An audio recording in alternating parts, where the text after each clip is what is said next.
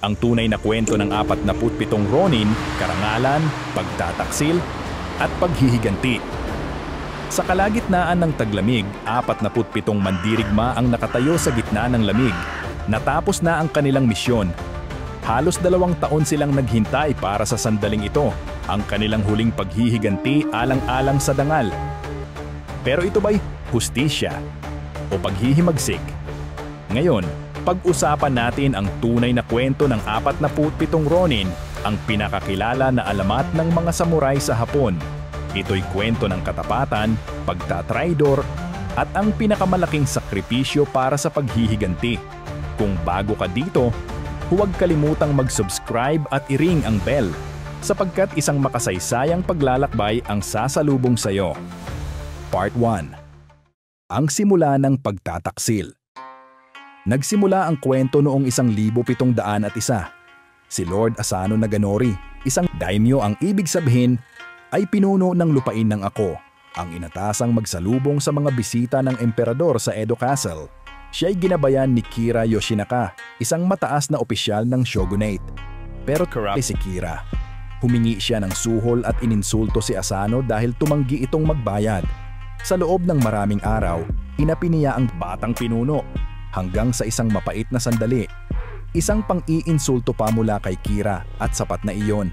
Kinuha ni Asano ang kanyang patalim. May mga sumisigaw habang sinugatan niya ang mukha ni Kira. Dumating ang mga gwardiya. Isang malaking kasalanan para sa isang samurai ang bumunot ng armas sa palasyo ng shogun. Ang shogun ay ang pinuno ng military sa Japan noong panahon ng feudal. Habang ang emperor ang opisyal na pinuno, ang shogun ang may tunay na kapangyarihan, kontrolado ang mga samurai at ang gobyerno. Nilabag ni Asano ang batas. Ang parusa, seppuku. Ang seppuku o harakiri ay tradisyonal na paraan ng mga samurai para mapanumbalik ang kanilang dangal. Gamit ang maikling patalim, pinuputol nila ang kanilang tiyan. Ipinapakita ang tapang sa harap ng kamatayan. Namatay si Asano at kinumpiska ang kanyang lupain. Ang kanyang 300 samurai ay naging Ronin, ang mga samurai na walang pinuno. Part 2. Ang panata ng paghihiganti. Ano ang gagawin nila? Walang nang pinuno. Ang mga samurai ng Ako ay may 2 silang pagpipilian. Mabuhay ng may kahihiyan o maghiganti.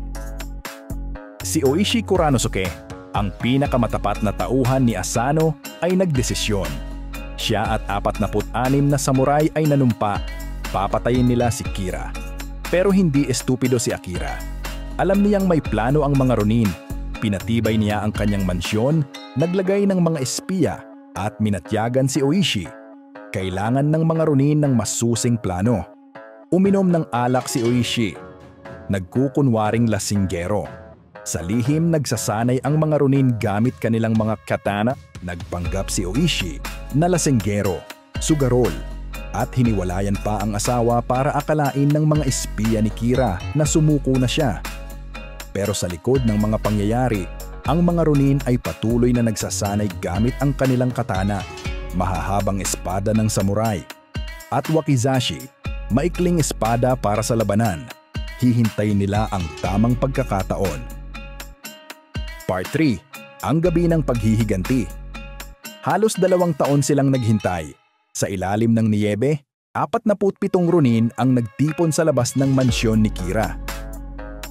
Hinati sila ni Oishi sa 2 grupo. Isang grupo sa harap at isang grupo para hadlangan ang mga tataas. Kumilos sila ng tahimik, parang mga multo. Lumaban ang mga Ronin ng may disiplina. Alinsunod sa Bushido ibig sabihin ay karangalan ng samurai. Walang kalaban-laban ang mga tauhan ni Kira. Lahat sila'y nagulat, hanggang si Kira na lang ang natira. Si Kira nanginginig at nagtago sa isang kwarto. Hinila siya ng mga Ronin palabas. Natagpuan nila siyang nanginginig, takot na takot. Binigyan siya ni Oishi ng pagpipilian, mamatay ng may dangal sa pamamagitan ng seppuku o ipapatay tulad ng isang duwag. Tumanggi si Kira, kaya ginamit ni Oishi ang patalim na ginamit ni Lord Asano. At pinugutan siya. Dinadala ang ulo ni Kira sa puntod ni Asano sa Sengaku-ji Temple. Part 4. Ang sukdulang sakripisyo. Itinuring silang bayani ng mga tao, pero kailangang ipatupad ng shogunate ang batas. Ang mga Ronin ay pumatay, at ang parusa ay seppuku. Noong Marso 20, 1703, nahatulan ng kamatayan ang mga Ronin gaya ng kanilang pinino. Namatay sila bilang tunay na samurai, matapat hanggang sa huli. Part 5. Ang aral sa kwento ng 47 Ronin. Ang kwento ng 47 Ronin ay nagtuturo ng mahahalagang aral tungkol sa katapatan at dangal, kung saan nanatili silang tapat sa kanilang pangako kahit matapos ang kamatayan ng kanilang Panginoon. Ipinakita rin nila ang pagtitiyaga sa gitna ng pagsubok na may maingat na pagpaplano sa loob ng halos 2 taon. Gayunpaman, ipinapakita rin ng kanilang kwento ang problema sa paghihiganti na bagamat nagdala ng hustisya sa kanila, ay nagresulta rin sa kanilang sariling kamatayan. Ang tapang sa mahihirap na desisyon ni Oishi ay isang halimbawa ng matibay na paninindigan, habang ang kanyang pagpapanggap bilang isang lasenggo ay nagpapakita ng pagkontrol sa sarili upang maisakatuparan ang kanilang misyon. Sa huli, ang kanilang tagumpay ay dahil sa pagkakaisa at pagtutulungan na nagpapatunay ng lakas ng samahan sa anumang laban. Ang kwento ng 47 Ronin ay ang pinakamahalagang alamat ng Japan. Ipinapahayag ito sa pamamagitan ng kabuki, tradisyonal na teatro ng Japan, mga woodblock print, at mga pelikula, pati na rin mga Hollywood na adaptasyon. Ngunit ang kanilang tunay na pamana ay nasa mga tanong na iniwan nila.